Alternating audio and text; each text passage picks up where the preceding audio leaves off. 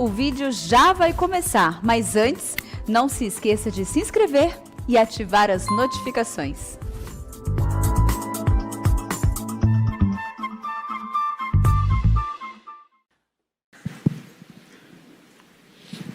Meus amados irmãos, nós vamos abrir a palavra de Deus no livro do profeta Ezequiel. Profeta Ezequiel, capítulo 1.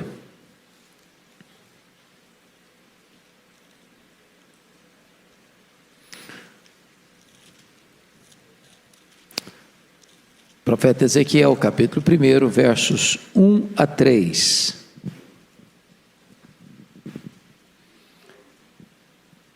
Aconteceu no 30º ano, no 5º dia do 4º mês, que estando eu no meio dos exilados, junto ao rio Quebar, se abriram os céus, e eu tive visões de Deus. No 5º dia do referido mês, no 5º ano de cativeiro do rei Joaquim, veio expressamente a palavra do Senhor Ezequiel, filho de Buzi, o sacerdote, na terra dos caldeus, junto ao rio Quebar, e ali esteve sobre ele a mão do Senhor. Agora, por favor, capítulo 2, até o capítulo 3, verso 3. Esta voz me disse: filho do homem, põe-te em pé, e falarei contigo. Então entrou em mim o Espírito, quando falava comigo, e me pôs em pé, e ouvi o que me falava. Ele me disse: filho do homem, eu te envio aos filhos de Israel, às nações rebeldes que se insurgiram contra mim. Eles e seus pais prevaricaram contra mim, até precisamente o dia de hoje. Os filhos são de duro semblante e obstinados de coração. Eu te envio a eles, e lhes dirás: assim diz o Senhor Deus. Eles quer ouçam, quer deixem de ouvir, porque são casa rebelde. Hão de saber que esteve no meio deles um profeta. Tu, ó filho do homem, não os temas, nem temas as suas palavras. Ainda que haja sarças e espinhos para contigo, e tu habites com escorpiões, não temas as suas palavras, nem te assustes com o rosto deles, porque são casa rebelde. Mas tu lhes dirás as minhas palavras, quer ouçam, quer deixem de ouvir, pois são rebeldes. Tu, ó filho do homem, ouve o que eu te digo. Não te insurjas contra a casa rebelde, não te insurjas como a casa rebelde. Abre a boca e come o que eu te dou. Então vi, e eis que certa mão se estendia para mim, e nela se achava o rolo de um livro. Estendeu-o diante de mim, e estava escrito por dentro e por fora. Nele estavam escritas lamentações, suspiros e ais. Ainda me disse: filho do homem, come o que achares, come este rolo, vai e fala à casa de Israel. Então abri a boca, e ele me deu a comer o rolo. E me disse: filho do homem, dá de comer ao teu ventre, e enche as tuas entranhas deste rolo que eu te dou. Eu o comi, e na boca me era doce como mel. Amém. Meus amados irmãos, eu gostaria de hoje conversar um pouco com vocês sobre este personagem bíblico, chamado profeta Ezequiel. Jeremias já estava pregando em Jerusalém há mais de 4 anos, quando Ezequiel nasceu. E ele nasceu aí por volta do ano 622 a.C. Ele cresceu em Jerusalém ouvindo Jeremias pregar. Pregar certamente alertando o povo de Judá, a cidade de Jerusalém, para se voltar para Deus. Porque do contrário haveria um cerco, um sítio, uma invasão militar e um exílio para a Babilônia. Ezequiel, portanto, era também contemporâneo do profeta Daniel.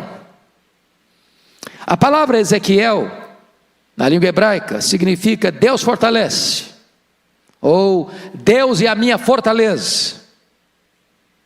Mas é curioso que no verso 3 do capítulo 1, somos informados que ele era filho de Buzi, e este nome Buzi significa desprezo, ou desprezado por Javé, desprezado por Jeová. Somos informados que aquele que é desprezado ou desprezo, gera um filho, e coloca o nome desse filho de Deus é a minha fortaleza. Às vezes é na hora do desprezo que nós podemos ter esperança e brotar a esperança na nossa alma de que Deus é a nossa fortaleza. Mas somos informados no verso 3 também que Ezequiel, filho de Buzi, o sacerdote, portanto, o pai de Ezequiel era um sacerdote. Então, Ezequiel nasceu para ser um sacerdote. Porque vocês bem sabem que ninguém era sacerdote porque queria ser sacerdote. Ninguém um dia levantava e dizia: não, eu quero me matricular numa escola de sacerdotes, meu sonho é ser sacerdote, eu vou ser um sacerdote um dia. Não, isso era impossível. Para ser sacerdote, primeiro tinha que ser da família de Levi. Mas não bastava ser da família de Levi, um levita, ele tinha que ser do tronco de Arão. Ele podia ser um levita e não ser um sacerdote, porque para ser sacerdote tinha que ser do tronco de Arão. Então Ezequiel era filho de sacerdote, cresceu para ser sacerdote, era destinado para ser sacerdote. Ele era do tronco de Arão, ele era levita. Mas você deve ter ciência, à luz de Levíticos capítulo 21, versos 17 a 24, que não bastava ser levita, não bastava ser filho de Arão, um sacerdote não podia ter alguns defeitos físicos. Podia ter mão quebrada, não podia ter pé quebrado, não podia ser anão, não podia ter impígio, não podia ter alguns defeitos que desqualificariam esta pessoa, embora sendo levita, sendo filho de Arão, ele não podia ser sacerdote. Então tinha que ser uma pessoa perfeita, porque ele apontava para um modelo perfeito que é Cristo. Além disso, é muito importante entender que um filho de sacerdote, que nascia e crescia e era preparado para ser sacerdote, ele passava por uma série de preparação antes do exercício do sacerdócio. Por exemplo, a consagração de um sacerdote era feita aos 25 anos de idade, está lá em Números 8, 24. Eu só era consagrado aos 25 anos de idade.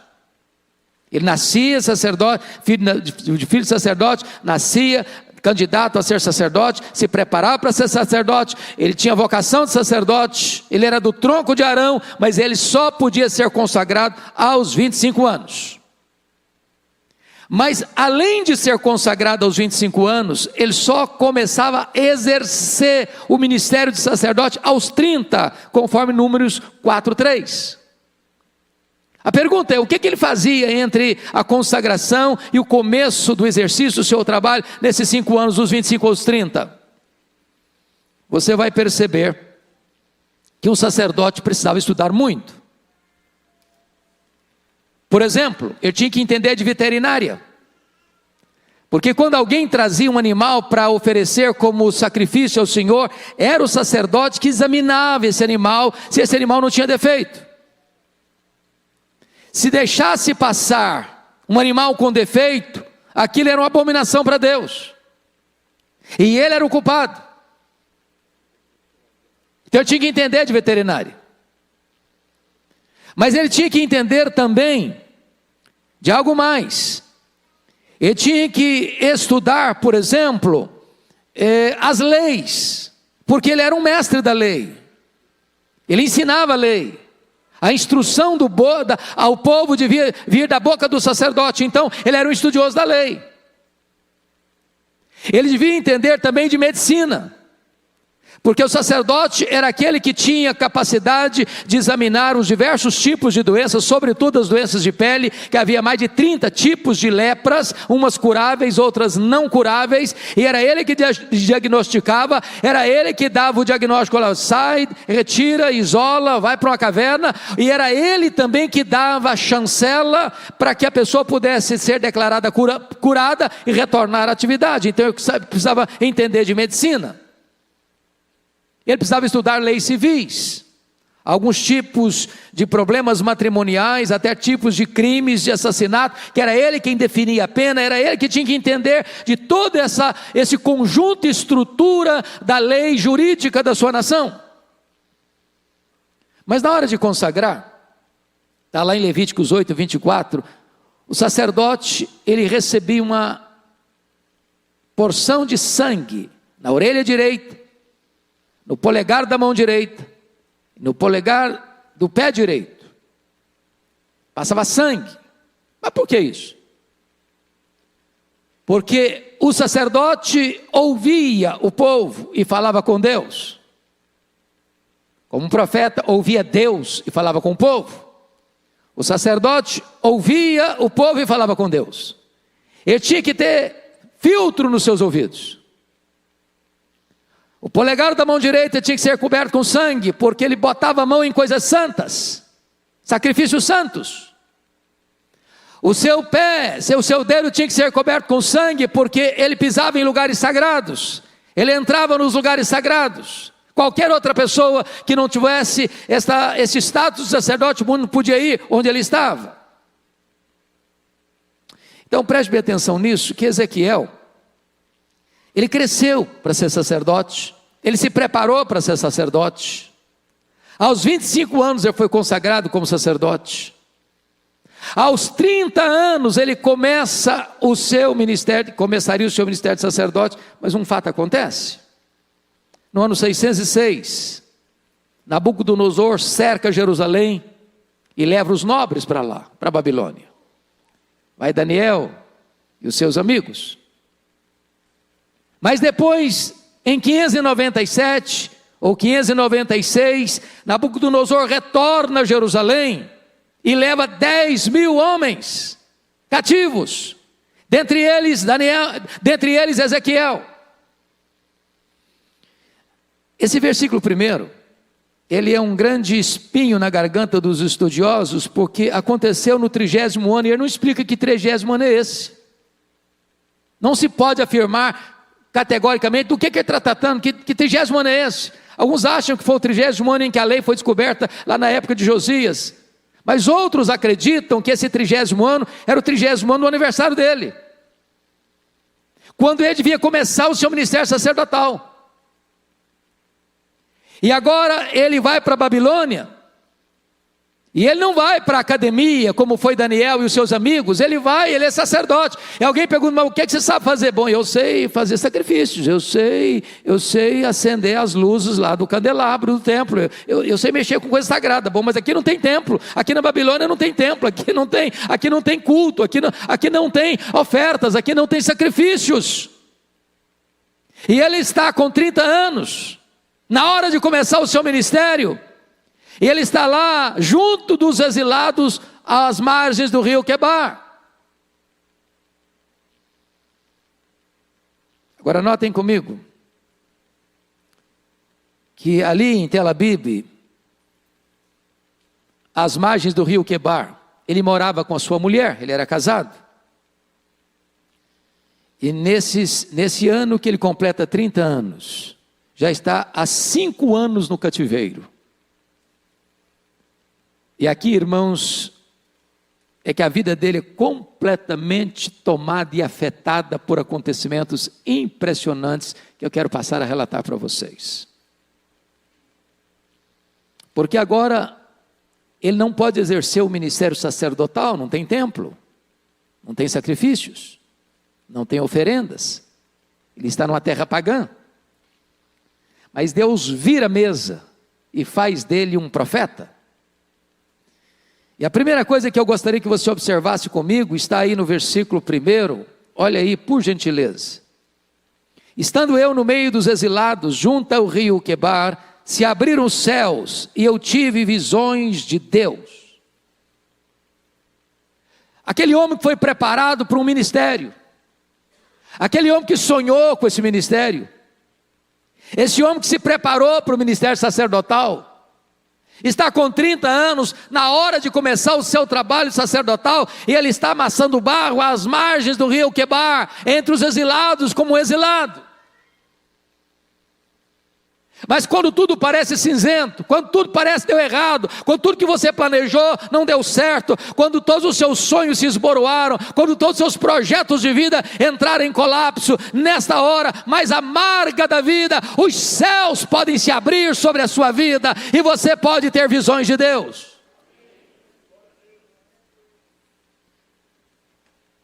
Esta é uma das experiências mais marcantes, são os céus abertos para o profeta Isaías, na época em que o trono está vazio, um rei leproso que morre, e a nação está em crise, mas ele vê os céus abertos e Deus assentado no trono. É a experiência, meus amados irmãos, de Jesus no batismo, quando os céus se abrem e o Espírito Santo desce sobre ele. É a experiência de Estevão, que está sendo apedrejado, mas vê os céus abertos e o Senhor Jesus de pé, à destra de Deus, para recebê-lo. É a experiência de João na ilha de Patmos, a ilha da morte, que na hora da crise mais aguda da igreja, vê os céus abertos e o Senhor dizendo: sobe para aqui e eu te mostrarei as coisas que devem acontecer. Nas horas mais sombrias os céus podem se abrir, e você pode ter visões de Deus. Mas notem comigo, amados, no capítulo 1, versículo 5, está escrito: do meio dessa nuvem saía a semelhança de 4 seres viventes, cuja aparência era esta, tinha a semelhança de homem, cada um tinha 4 rostos, como também as 4 asas, e ele começa a ver então uma espécie de tempestade, porque o verso 4 diz: olhei e eis que um vento tempestuoso vinha do norte. E algumas versões dizem, uma tempestade vinha do norte. O que significa isso, tempestade vindo do norte? É que a Babilônia vinha do norte. Ele está falando do juízo de Deus que viria sobre o seu povo. E ele vê a tempestade vindo, ele vê esse vento tempestuoso chegando. E ele começa a perceber que no meio dessa tempestade tem 4 seres viventes, e cada ser vivente tem 4 rostos, e tem rosto que parece de homem, tem rosto que parece de boi, tem rosto que parece de leão, tem rosto que parece de águia. E essa é uma expressão dos evangelhos, dos 4 evangelhos, na figura de Jesus. Mateus é o evangelho que Jesus tem rosto de leão, porque ele é o rei dos reis. Marcos é o evangelho que Jesus tem rosto de boi, porque ele é o servo. Lucas é o evangelho que fala de Jesus como homem perfeito, ele tem rosto de homem. E João é o evangelho que trata de Jesus como águia, porque ele é o próprio Deus. O que na verdade ele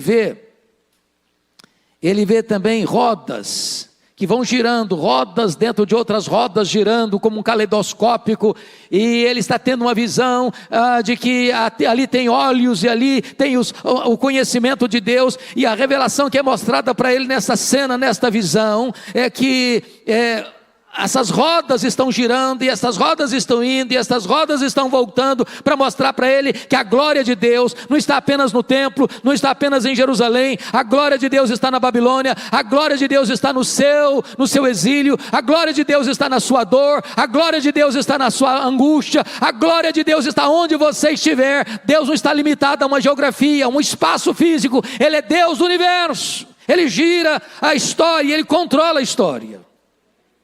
Deus está no controle do cativeiro. Essa é a mensagem que é passada para o profeta. Agora vejam comigo, por gentileza, um outro fato. No capítulo 1, versículo 28. Como o aspecto do arco que aparece na nuvem em dia de chuva, assim era o resplendor em redor. Esta era a aparência da glória do Senhor. Vindo isto, caí com o rosto em terra e ouvi a voz de quem me falava. Se você perceber, Há 3 momentos na história da igreja, ou na história da revelação bíblica, onde aparece esse arco, que é o arco-íris. A primeira vez que esse arco aparece é lá em Gênesis 9:11. Ele aparece depois do dilúvio, depois da tempestade. E aquele arco vem como promessa de Deus, que Deus nunca mais iria destruir a terra com água. Depois você encontra esse arco novamente lá em Apocalipse, capítulo 4, versículo 3, capítulo 10, versículo 1. E esse arco-íris precede a tempestade, precede os trovões, precede os relâmpagos. Mas aqui, em Ezequiel 1:28, o arco-íris não está nem depois da tempestade, nem antes da tempestade. O arco-íris está dentro da tempestade. Eu quero dizer para você que Deus está presente antes da tempestade, durante a tempestade, depois da tempestade. Deus é quem tem o controle da história. Deus é quem dirige os acontecimentos. Mas aí você vai para o capítulo 2, versos 8 até o capítulo 3, verso 3. E Deus manda Ezequiel pegar aquele rolo, possivelmente pergaminho, escrito por dentro e por fora, e diz: filho do homem, dê de comer ao seu ventre, come esse rolo. E ele pega aquele rolo e come o rolo. E ao comer aquele rolo, escrito por dentro e por fora, diz que foi como mel na sua boca. Eu comi, e na boca me era doce como mel. A grande pergunta, irmãos, o que está acontecendo aqui? Por que Deus manda Ezequiel comer esse rolo? E se você perceber, no versículo de número 2, capítulo 2, versículo 10, nele estavam escritos lamentações, suspiros e ais. O ponto que eu quero levantar aqui, meus amados, é este. A partir de agora, Ezequiel não vai apenas falar ao povo, ele tem que sentir o que vai falar. Há momentos em que o profeta de Deus não fala apenas, ele representa a mensagem. Foi o que Deus fez com o profeta Oséias. Deus disse para Oséias: Oséias, o meu povo é infiel a mim, o meu povo me trocou por outros deuses, eu sou o marido, mas estou sendo traído pelo meu povo, o meu povo não é leal a mim, e você só vai entender isso, Oséias. Agora eu vou lhe dizer como é que você vai entender isso. Você vai casar com a mulher infiel, você vai casar com a prostituta, e quando você se sentir traído com o marido, você vai entender, Ezequiel, o que eu sinto sendo traído pelo meu povo. Então Deus diz para Ezequiel: come o rolo, Ezequiel, come o rolo, porque agora você não só vai pregar a mensagem, você vai sentir a mensagem, você vai sentir na pele, na carne, na vida, o que é ser um profeta, o que é falar a este povo, o que é vivenciar a realidade que esse povo está vivenciando.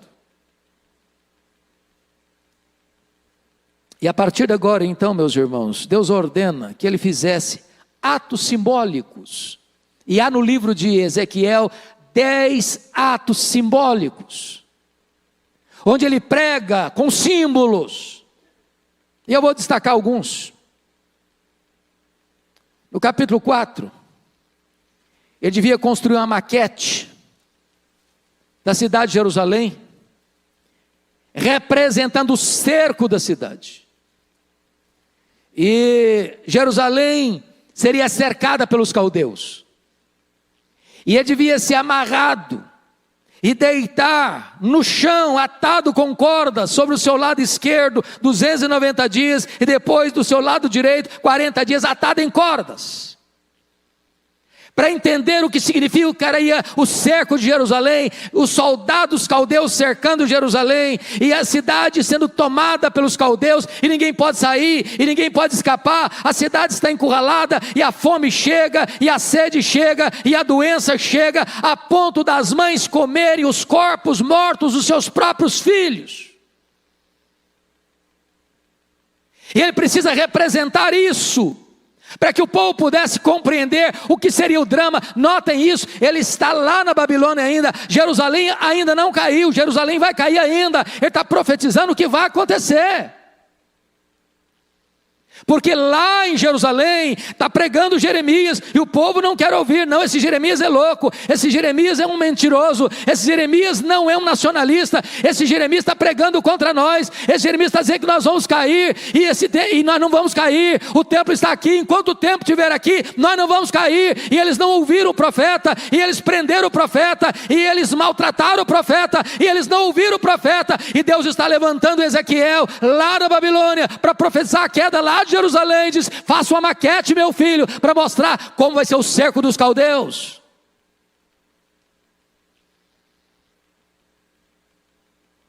Esse cerco, capítulo 4 ainda de Ezequiel, Deus diz: você vai fazer um pão de cereais. E sabe qual é a lenha que você vai botar para fazer esse pão, esse bolo? Esterco humano. Esterco humano. O profeta reclamou: não, senhor, eu vou abrir exceção para você, esterco de vaca.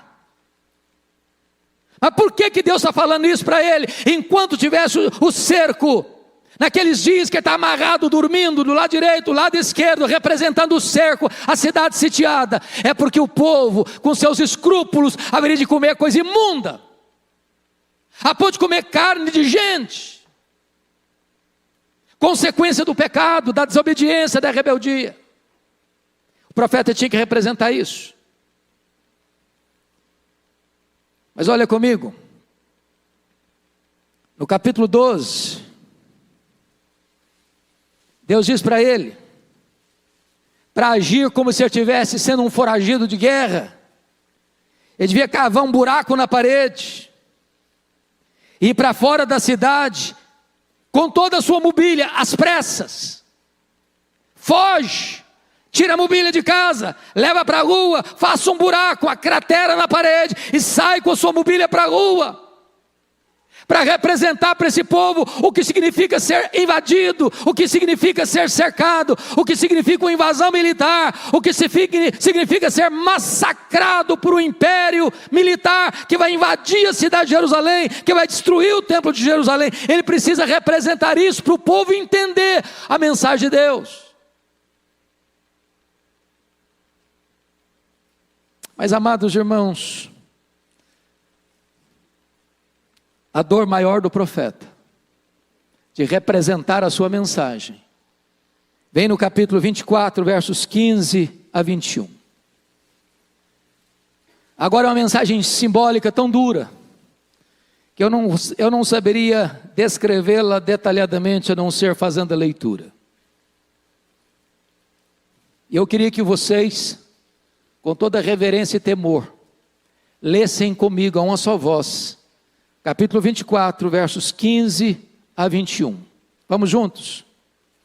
Veio a mim a palavra do Senhor, dizendo: filho do homem, eis que às súbitas tirarei a delícia dos teus olhos, mas não lamentarás, nem chorarás, nem te correrão as lágrimas. Geme em silêncio, não faças lamentação pelos mortos. Prende o teu turbante, mete as tuas sandálias nos pés, não cubras os bigodes, e não comas o pão que te mando. Falei ao povo pela manhã, e à tarde morreu minha mulher. Na manhã seguinte, fiz segundo me havia sido mandado. Então me disse o povo: não nos farás saber o que significam essas coisas que estás fazendo? Eu lhes disse: veio a mim a palavra do Senhor, dizendo: dize à casa de Israel, assim diz o Senhor Deus: eis que eu profanarei o meu santuário, objeto do vosso mais alto orgulho, delícia dos vossos olhos, e anelo de vossa alma. Vossos filhos e vossas filhas que deixastes cairão a espada. Imagina essa cena, pastor Arival. Imagina essas cenas, irmãos. Deus diz para o profeta Ezequiel: agora, meu filho, eu vou tirar a delícia dos seus olhos. A sua mulher vai morrer. E você não vai chorar.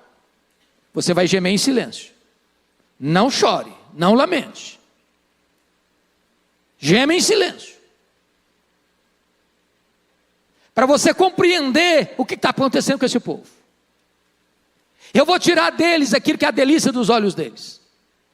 A delícia dos olhos deste povo é o templo. Eles adoram o templo. Eles não adoram a mim, eles adoram o templo. Eles dizem: templo do Senhor é este. Só para continuar nos seus pecados, eu vou tirar o templo. Eu vou profanar o templo, eu vou entregar os vasos do templo nas mãos dos caldeus, eu vou permitir que os caldeus entrem e arrasem o templo, e destruam o templo, e queimem o templo, e profanem o templo. Eu vou tirar a delícia dos olhos deles, e a única maneira deles entenderem quão grave é isso: você vai ficar viúvo, e você não vai chorar, e você não vai lamentar. Gema, mas gema em silêncio.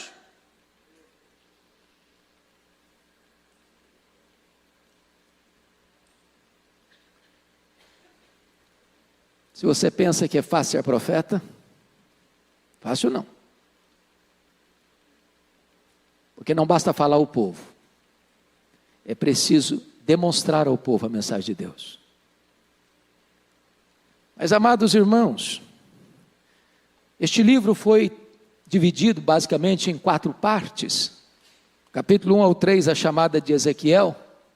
Os capítulos 4 a 24, o juízo sobre Jerusalém. O 25 ao 32 é o juízo sobre as 7 nações pagãs que oprimiram Jerusalém.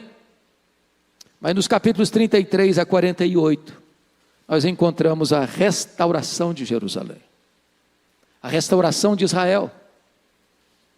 E não só a restauração de Jerusalém e de Judá, a restauração das outras tribos do norte, para formar um único povo. E eu gostaria apenas de destacar 2 dessas cenas da restauração. A primeira delas no capítulo 37. Eu peço a você que vá comigo para lá, por gentileza. Ezequiel 37. E está escrito o seguinte: veio sobre mim a mão do Senhor, Ele me levou pelo Espírito do Senhor e me deixou no meio de um vale que estava cheio de ossos. É importante você entender isso. Levíticos 21:11 impedia que o sacerdote tocasse em morto. Deus está levando Ezequiel para o meio de um vale. E diz o texto: me deixou no meio de um vale que estava cheio de ossos. No meio.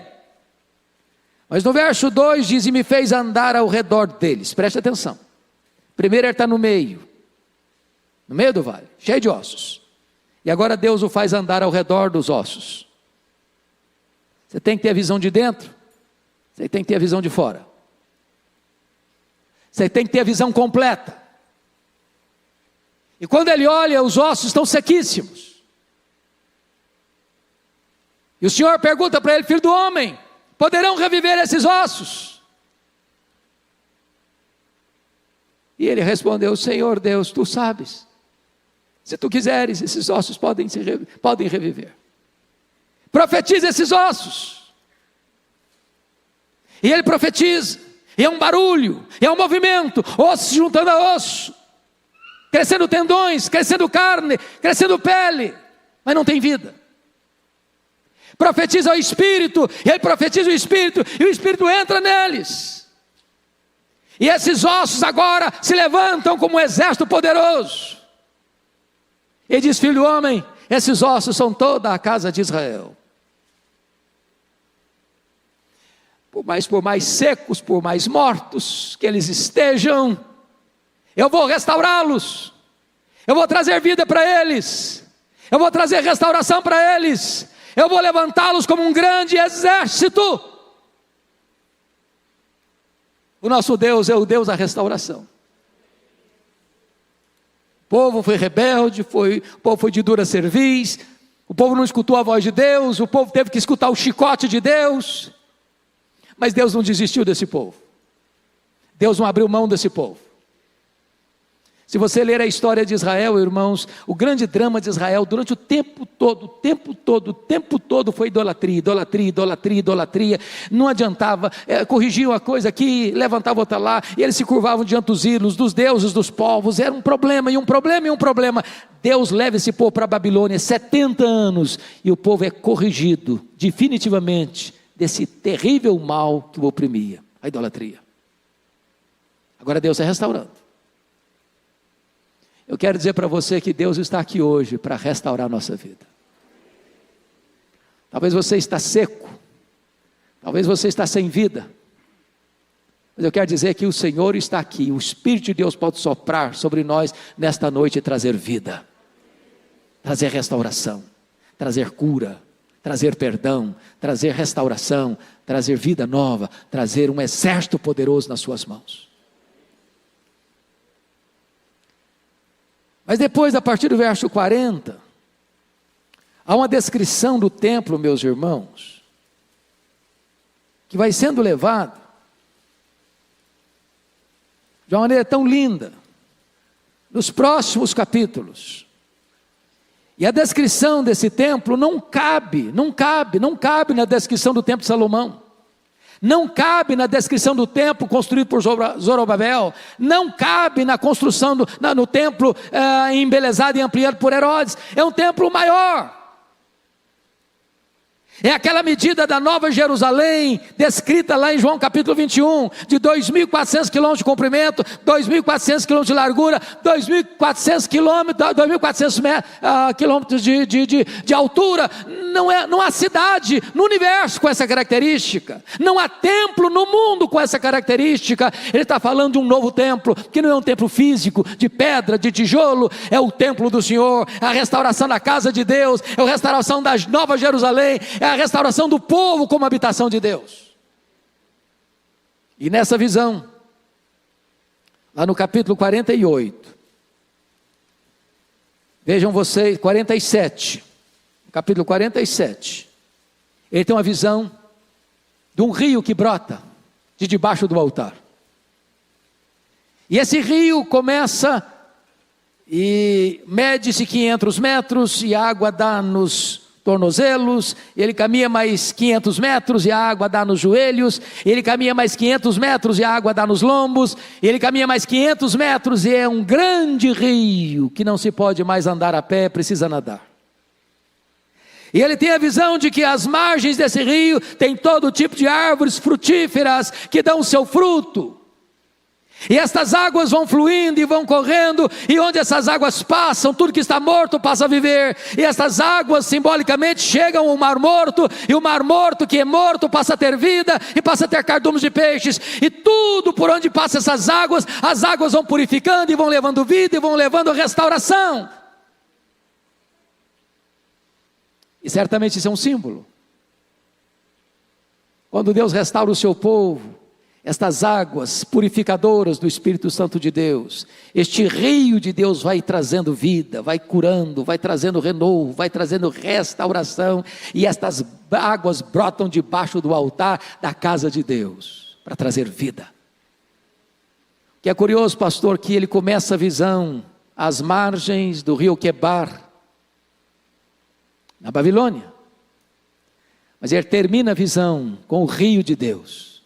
O rio de Deus, o rio da restauração. Eu quero dizer a você, meu amado, que Deus está aqui hoje para restaurar você, para que você ande por essas águas. Talvez você só tenha andado até os tornozelos, e Deus quer que você avance um pouco mais na sua vida, até os joelhos, de uma vida de oração. Mas quem sabe você tem começado a caminhada cristã, já conheça Deus através da oração, mas Deus quer levar essas águas até os seus lombos, para que você possa frutificar, reproduzir e ter filhos espirituais. Mas quem sabe você pode ter uma experiência maior, e agora não apenas até os lombos, mas você possa ser inundado por esse rio, e navegar no rio do Espírito, e nadar nestas águas benditas e restauradoras do rio do Espírito Santo de Deus, por uma vida plena, maiúscula e abundante.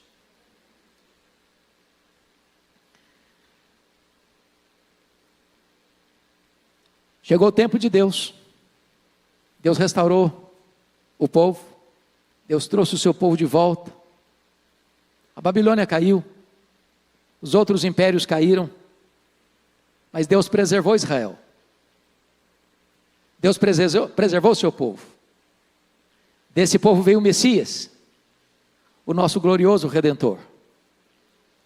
E o povo do Senhor, a igreja, está viva, está crescendo, está alargando as suas fronteiras no mundo inteiro. E nesta noite, o mesmo Espírito que soprou no vale de ossos secos, pode soprar aqui também. O mesmo rio que fluía, pode fluir aqui também. E tudo que está sem vida, nesta noite, pode receber vida do rio do Espírito Santo de Deus. Eu queria orar com você. Queria colocar a sua vida nas mãos de Deus. Eu não sei como você veio para cá hoje. Quem sabe você se sente num exílio, num cativeiro. Quem sabe você planejou a sua vida inteira para alguma coisa muito especial na sua vida, e na hora de você realizar o seu sonho, você estava noutra terra, às margens de um rio pagão, no exílio espiritual. Quem sabe você tem vivido dias difíceis, como viveu o profeta Ezequiel, representando as dores do seu povo. Ou talvez você é parte desse povo que está sendo disciplinado pelo Senhor por causa da dureza do coração e da cerviz, pois Deus está aqui hoje para restaurar, para curar, para libertar, para salvar, para perdoar, para recomeçar uma nova história na sua vida. Curva sua fronte, por favor, e nós vamos orar. Ó querido Deus, nós te adoramos nesta noite, pela história de Ezequiel, pela biografia deste homem que viveu os dramas do seu povo, mas foi um profeta a proclamar a tua palavra ao seu povo, a anunciar não apenas o juízo, mas também a restauração. Oh meu Deus, não permita que o nosso coração se rebele contra ti, que o nosso coração se endureça à voz do teu Espírito. Permita, ó Deus, que nos submetamos à tua palavra, para que não tenhamos que escutar o estalido do chicote. Permita, Deus, que nesta noite o vale de ossos secos se transforme num exército, e os lugares mortos, ao receber as águas do rio do Espírito, possam encontrar e receber vida, e vida plena para a glória do teu nome. Abençoa a tua igreja, renova o teu povo, reaviva a tua obra, enche o nosso coração de esperança, pois assim oramos em nome de Jesus, amém.